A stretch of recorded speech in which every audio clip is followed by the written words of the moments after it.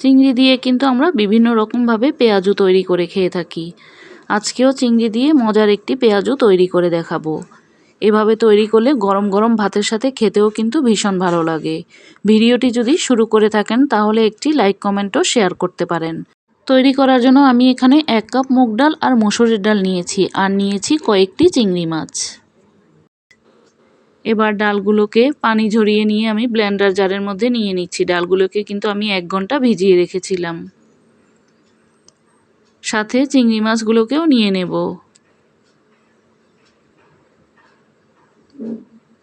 এবার ডাল আর চিংড়ি মাছগুলোকে একসাথে কিন্তু আমি ব্লেন্ড করে নেব।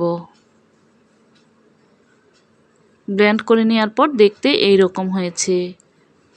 এবার আমি একটি বোলের মধ্যে ঢেলে নিচ্ছি।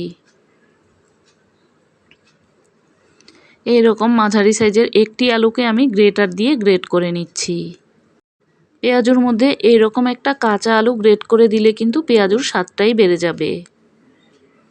আলুটা গ্রেট করে নিয়েছি। এবার দিয়ে দেব 1 চা চামচ আদা বাটা, আধা চা চামচ টালা জিরার গুঁড়া, আধা চা চামচ হলুদের গুঁড়া, 1 চা চামচ লাল মরিচের গুঁড়া। দিয়ে দেব প্রায় হাফ কাপের মতো পেঁয়াজ কুচি, কাঁচামরিচ কুচি, ধনিয়া পাতা কুচি। এবার সমস্ত উপকরণগুলোকে একসাথে হাত দিয়ে খুব ভালোভাবে মেখে নিচ্ছি। এভাবে তৈরি করলে খেতেও কিন্তু ভীষণ ভালো লাগে। সমস্ত উপকরণগুলো মেখে নেওয়ার পর আমি লবণ দিয়ে দিচ্ছি। আমি এখানে প্রথমেই লবণটা দিতে ভুলে গিয়েছিলাম।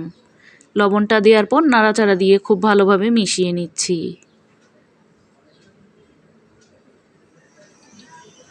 এবার চুলায় প্যান বসিয়ে তেলটাকে খুব ভালোভাবে গরম করে নিয়েছি।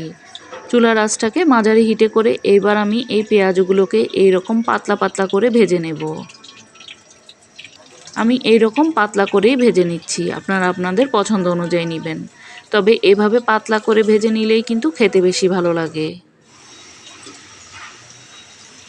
উল্টে পাল্টে আমি এই পেঁয়াজগুলোকে খুব সুন্দরভাবে ভেজে নেব, সুন্দর একটা কালার না আসা পর্যন্ত।